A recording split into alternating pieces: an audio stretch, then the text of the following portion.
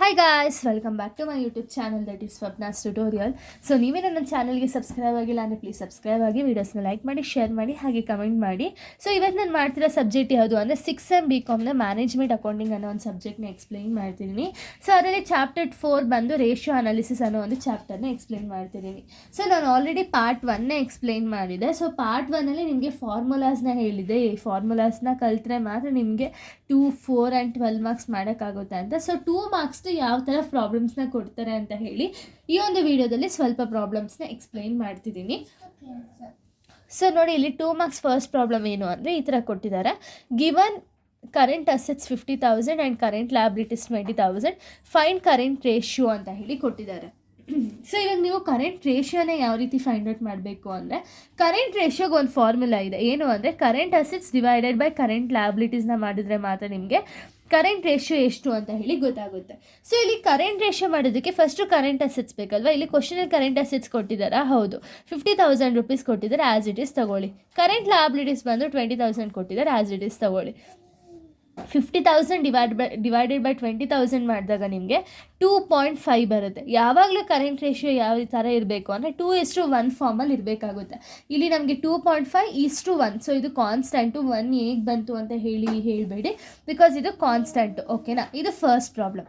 ಇನ್ನು ಸೆಕೆಂಡ್ ಪ್ರಾಬ್ಲಮ್ನ ನಾವು ನೋಡೋದಾದರೆ ಸೆಕೆಂಡ್ ಒನ್ ನೋಡೋದಾದರೆ calculate current ratio and working capital ಅಂತ ಹೇಳಿದ್ದಾರೆ.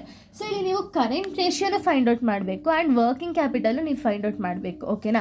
ಇನ್ನು ಇಲ್ಲಿ ಏನೇನೆಲ್ಲ ಡೀಟೇಲ್ಸ್ನ ಕೊಟ್ಟಿದ್ದಾರೆ ಅಂದರೆ ಕರೆಂಟ್ ಅಸೆಟ್ಸ್ನ ಕೊಟ್ಟಿದ್ದಾರೆ 1,50,000, ಕರೆಂಟ್ ಲಯಬಿಲಿಟೀಸ್ ಬಂದು 1,00,000 ಅಂತ ಹೇಳಿ ಕೊಟ್ಟಿದ್ದಾರೆ. ಫಸ್ಟ್ ನಾವು ಕರೆಂಟ್ ರೇಷಿಯೋನ ಫೈಂಡ್ ಔಟ್ ಮಾಡೋಣ, ಆಮೇಲೆ ವರ್ಕಿಂಗ್ ಕ್ಯಾಪಿಟಲ್ನ ಫೈಂಡ್ ಔಟ್ ಮಾಡೋಣ. ಓಕೆನಾ? ಕರೆಂಟ್ ರೇಷಿಯೋ ಫಾರ್ಮುಲಾ ಏನು? Current assets divided by current liabilities ಮಾಡಿದ್ರೆ ಕರೆಂಟ್ ರೇಷಿಯೋ. ಸೊ ಇಲ್ಲಿ current assets and current liabilities ಬೇಕು ರೇಷಿಯೋನ ಫೈಂಡ್ ಔಟ್ ಮಾಡೋದಕ್ಕೆ. ಸೊ ಕರೆಂಟ್ ಅಸೆಟ್ಸು ಅವರೇ ಕೊಟ್ಟಿದ್ದಾರೆ ಆ್ಯಂಡ್ ಕರೆಂಟ್ ಲಯಬಿಲಿಟೀಸು ಅವರೇ ಕೊಟ್ಟಿದ್ದಾರೆ. ಕರೆಂಟ್ ರೇಷಿಯೋ ಎಷ್ಟಿದೆ? ಕರೆಂಟ್ ಅಸೆಟ್ಸ್ ಎಷ್ಟಿದೆ? 1,50,000. Current liabilities 1,00,000. ಇವೆರಡನ್ನೂ ಡಿವೈಡ್ ಮಾಡಿದಾಗ ನಿಮಗೆ 1.5 ಬರುತ್ತೆ. ಬಟ್ ನಾನು ಈ ಫಸ್ಟ್ ಪ್ರಾಬ್ಲಮ್ ಮಾಡಿದಾಗ ಹೇಳಿದೆ ಯಾವಾಗಲೂ 2:1 ಫಾರ್ಮಲ್ಲೇ ಇರಬೇಕು ಅಂತ. ಸೊ 1 ಹಾಕಿದ್ರೆ ನಿಮಗೆ ಕರೆಂಟ್ ರೇಷಿಯೋ ಸಿಗುತ್ತೆ.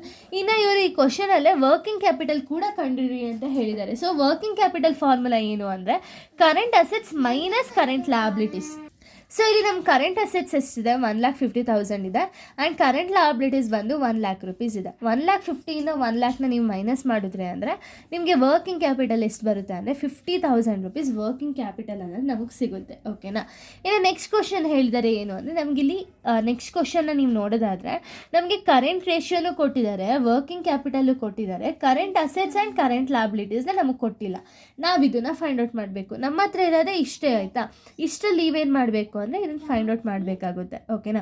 ಇಲ್ಲಿ ಕರೆಂಟ್ ರೇಷಿಯೋ ನೀವು ನೋಡೋದಾದರೆ 3:1 ರೇಂಜಲ್ಲಿ ಕೊಟ್ಟಿದ್ದಾರೆ. ಸೊ ವರ್ಕಿಂಗ್ ಕ್ಯಾಪಿಟಲ್ ಎಷ್ಟು ಕೊಟ್ಟಿದ್ದಾರೆ? 5,00,000. ಇವಾಗ ನೀವು current assets and current liabilities ಅಲ್ವಾ ಫೈಂಡ್ ಔಟ್ ಮಾಡೋದು. ಸೊ ಇವಾಗ ಫಸ್ಟು ವರ್ಕಿಂಗ್ ಕ್ಯಾಪಿಟಲ್ ಫಾರ್ಮುಲಾ ಹಾಕ್ಕೊಬಿಡ್ತೀನಿ. Working capital is equals to current assets minus current ಲಯಬಿಲಿಟೀಸ್ನ ಮಾಡಿದರೆ ವರ್ಕಿಂಗ್ ಕ್ಯಾಪಿಟಲ್ ಸಿಗುತ್ತೆ. ಬಟ್ ನಮ್ಗೆ ಆಲ್ರೆಡಿ ಇವರು ವರ್ಕಿಂಗ್ ಕ್ಯಾಪಿಟಲ್ ಅಮೌಂಟ್ ಕೊಟ್ಟಿದ್ದಾರೆ. ಎಷ್ಟು? 5,00,000 ಇದೆ. 5,00,000 ಈಕ್ವಲ್ಸ್ ಟು ಕರೆಂಟ್ ಅಸೆಟ್ಸ್ ಮತ್ತು ಕರೆಂಟ್ ಲಯಬಿಲಿಟೀಸ್ ನಮಗೆ ಗೊತ್ತಿಲ್ಲ. ಬಟ್ ನಾವೇನು ಮಾಡೋಣ ಅಂದರೆ ಕರೆಂಟ್ ರೇಷಿಯೋನ ತೊಗೊಳ್ಳೋಣ. 3:1. ಯಾಕೆ ಕರೆಂಟ್ ರೇಷಿಯೋನೇ ತೊಗೊಂಡ್ವಿ ಅಂದರೆ, ಸೊ ನೋಡಿ, ಇಲ್ಲಿ ವರ್ಕಿಂಗ್ ಕ್ಯಾಪಿಟಲ್ ಮಾಡಬೇಕಾದ್ರೆ ನಿಮಗೆ ಕರೆಂಟ್ ಅಸೆಟ್ಸು ಬೇಕು, ಕರೆಂಟ್ ಲಯಬಿಲಿಟೀಸು ಬೇಕು. ನೀವು ಕರೆಂಟ್ ರೇಷಿಯೋ ಮಾಡಿದಾಗೇ ನಿಮಗೆ ಇದು 1:1 ಬಂದಿರೋದಲ್ವಾ. ಸೊ ಅದೇ ರೀಸನ್ಗೆ 3.0 - 1 ಮಾಡೋಣ. 1 ಹೆಂಗೆ ಬಂತು ಅಂದರೆ ಇದು. ಓಕೆನಾ? 3.0 ಇಂಟು -1 ಮಾಡಿದಾಗ ನಿಮಗೆ 5,00,000 2 ಬರುತ್ತೆ. 3 1 ಮೈನಸ್ ಮಾಡಿದ್ರೆ 2 ಸಿಗುತ್ತೆ. ಓಕೆನಾ? 5,00,000 2 ಸಿಗುತ್ತೆ. ಸೊ ಇವಾಗ ನಮಗೆ ಇಷ್ಟು ಗೊತ್ತಾಗಿದೆ. ಇವಾಗ ನಮಗೆ 5,00,000 2 ಅಂತ ಹೇಳಿ ಗೊತ್ತಾಗಿದೆ. ಈ ಬೇಸಿಸ್ ಮೇಲೆ ನಾವೇನು ಮಾಡಬೇಕು ಅಂದರೆ ರೇಷಿಯೋನ ಫೈಂಡ್ ಔಟ್ ಮಾಡೋಣ. ಈಗ current assets is equals to 5,00,000. ನಿಮ್ಗೆ ಇಲ್ಲಿ ಏನು ವರ್ಕಿಂಗ್ ಕ್ಯಾಪಿಟಲ್ ಕೊಟ್ಟಿದ್ದಾರೆ 5,00,000 ಡಿವೈಡೆಡ್ ಬೈ 2 ಇಲ್ಲಿ ಫೈಂಡ್ ಔಟ್ ಮಾಡೋದ್ರಲ್ಲೇ 2. ಆಮೇಲೆ ಕರೆಂಟ್ ರೇಷಿಯೋ ಫಸ್ಟಲ್ಲಿ ಏನಿದೆ 3.0 ಇದೆಯಲ್ವಾ, ಈ ಥರ ಇಂಟು 3.0 ಮಾಡಿದಾಗ ನಿಮಗೆ 7,50,000 ರೂಪೀಸ್ ಬರುತ್ತೆ. ಇದು ಕರೆಂಟ್ ಅಸೆಟ್ಸ್.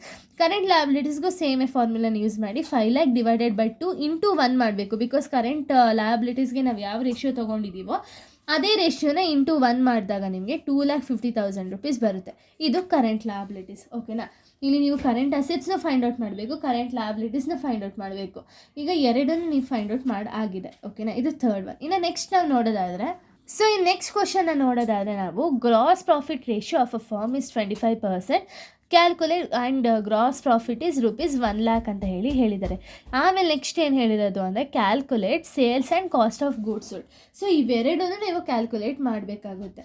ಸೊ ಇವಾಗ ಫಸ್ಟ್ ನಾವು ಸೇಲ್ಸ್ನ ಫೈಂಡ್ ಔಟ್ ಮಾಡೋಣ. ಸೊ ಸೇಲ್ಸ್ ಫಾರ್ಮುಲಾ ಏನು? Gross profit into 100 divided by percentage ಅಂತ ಹೇಳಿದ್ದಾರೆ. ಈಗ ಗ್ರಾಸ್ ಪ್ರಾಫಿಟ್ ನಮಗೆ ಕ್ವಶನಲ್ಲೇ ಕೊಟ್ಟಿದ್ದಾರೆ ₹1,00,000 ಅಂತ. 1,00,000 ಇಂಟು 100 ಆ್ಯಸ್ ಇಟ್ ಈಸ್ ತೊಗೊಳ್ಳೋಣ. Gross profit ratio of firm 25% ಅಂತ ಅವರೇ ಹೇಳಿದ್ದಾರೆ. ಸೊ 25% ಆ್ಯಸ್ ಇಟ್ ಈಸ್ ತೊಗೊಳ್ಳೋಣ. 1,00,000 ಇಂಟು 100/25 ಮಾಡಿದಾಗ ನಿಮಗೆ sales is equals to ₹4,00,000 sales ಬರುತ್ತೆ. ಇವಾಗ ನೀವು ಸೇಲ್ಸ್ ಕಂಡಿಡಿದ್ರಿ ಅಂದರೆ ಸೊ ಇವಾಗ ನಿಮಗೆ ಸೇಲ್ಸ್ ₹4,00,000 ಅಂತ ಗೊತ್ತಾಗುತ್ತೆ. ಬಟ್ ಗ್ರಾಸ್ ಪ್ರಾಫಿಟು ಗೊತ್ತಿಲ್ಲ ನಿಮಗೆ. ಸೇಲ್ಸು ಗೊತ್ತೈತೆ, ಗ್ರಾಸ್ ಪ್ರಾಫಿಟು ಗೊತ್ತಿಲ್ಲ. ಹಂಗಂದರೆ ನಿಮಗೆ ಕಾಸ್ಟ್ ಆಫ್ ಗೂಡ್ಸ್ ಸೋಲ್ಡ್ ಆರಾಮ್ಸೆ ಕಂಡುಹಿಡಿಬೋದಲ್ವಾ. Cost of goods sold is equals to sales minus gross ಪ್ರಾಫಿಟ್ನ ನೀವು ಮಾಡಿದ್ರೆ ಕಾಸ್ಟ್ ಆಫ್ ಗೂಡ್ಸ್ ಸೋಲ್ಡ್ ಎಷ್ಟು ಅಂತ ಸಿಗುತ್ತೆ. ಸೊ ಸೇಲ್ಸ್ ಎಷ್ಟಿದೆ? 4,00,000 minus cost of goods sold ಎಷ್ಟಿದೆ, ಗ್ರಾಸ್ ಪ್ರಾಫಿಟ್ ಎಷ್ಟಿದೆ? 1,00,000.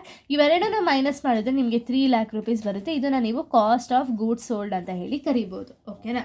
ಇನ್ನು ನೆಕ್ಸ್ಟ್ ಬಂದರೆ ನಿಮಗೆ ನೆಕ್ಸ್ಟ್ ಕ್ವಶನ್ ಏನಂತ ಕೊಟ್ಟಿದ್ದಾರೆ ಅಂದರೆ stock turnover ratio 5 times, average stock ₹20,000, rate of gross profit on sale is ₹20%, calculate cost of goods sold ಅಂತ ಹೇಳಿದ್ದಾರೆ. ಸೊ ಇಲ್ಲಿ ನೀವು ಕಾಸ್ಟ್ ಆಫ್ ಗೂಡ್ಸ್ ಸೋಲ್ಡ್ನ ಫೈಂಡ್ ಔಟ್ ಮಾಡಬೇಕಾಗುತ್ತೆ. ಸೊ ನಿಮಗೆ ಸ್ಟಾಕ್ ಟರ್ನ್ ಓವರ್ ರೇಷಿಯೋ ಕೊಟ್ಟಿದ್ದಾರೆ. So stock turnover ratio basis ಮೇಲೆ cost of goods ಸೋಲ್ಡ್ನ ಫೈಂಡ್ ಔಟ್ ಮಾಡೋಣ. ಓಕೆನಾ? ಸೊ ಇವಾಗ stock turnover ratio is equals to cost of goods sold divided by average stock ಮಾಡಿದ್ರೆ ನಿಮಗೆ stock turnover ratio ಎಷ್ಟು ಅಂತ ಸಿಗುತ್ತೆ. ಬಟ್ ನಿಮಗೆ ಸ್ಟಾಕ್ ಟರ್ನ್ ಓವರ್ ರೇಷಿಯೋ ಅವರೇ ಕೊಟ್ಟಿದ್ದಾರೆ. ಎಷ್ಟು? 5 times ಅಂತ ಕೊಟ್ಟಿದ್ದಾರೆ. ಸೊ ಇಲ್ಲಿ ಕಾಸ್ಟ್ ಆಫ್ ಗೂಡ್ಸ್ ಸೋಲ್ಡ್ ಮಾತ್ರ ನಿಮಗೆ ಗೊತ್ತಿಲ್ಲ, ಆವ್ರೇಜ್ ಸ್ಟಾಕ್ ನಿಮಗೆ ಕೊಟ್ಟಿದ್ದಾರೆ. So 5 is equals to cost of goods sold divided by average stock ಎಷ್ಟಿದೆ 20,000 ಮಾಡಿದಾಗ ನಿಮಗೆ ಇಲ್ಲಿ ನೀವು ಮಾಡೋಕ್ಕಿಂತ ಮುಂಚೆ ಏನು ಮಾಡಿ ಅಂದರೆ ಇವೆರಡನ್ನೂ ಕ್ರಾಸ್ ಮಲ್ಟಿಪ್ಲಿಕೇಶನ್ ಮಾಡ್ಕೊಳ್ಳಿ. ಓಕೆನಾ? Cost of goods sold is equals to 5 into 20,000 ಮಾಡಿದಾಗ ನಿಮಗೆ ಕಾಸ್ಟ್ ಆಫ್ ಗೂಡ್ಸ್ ಸೋಲ್ಡ್ ಎಷ್ಟು ಬರುತ್ತೆ? ₹1,00,000 ಕಾಸ್ಟ್ ಆಫ್ ಗೂಡ್ಸ್ ಸೋಲ್ಡ್ ಬರುತ್ತೆ. ಓಕೆನಾ? ಸೊ ಇಲ್ಲಿಗೆ 2 marks ಪ್ರಾಬ್ಲಮ್ಸ್ ಅನ್ನೋದು ಕಂಪ್ಲೀಟ್ ಆಗುತ್ತೆ. ಇನ್ನು ನೆಕ್ಸ್ಟ್ ನಾನು 4 marks ಆ್ಯಂಡ್ 12 marks ಬಂದು ನೆಕ್ಸ್ಟ್ ವೀಡಿಯೋದಲ್ಲಿ ಎಕ್ಸ್ಪ್ಲೈನ್ ಮಾಡ್ತೀನಿ. So thank you guys, thanks for watching.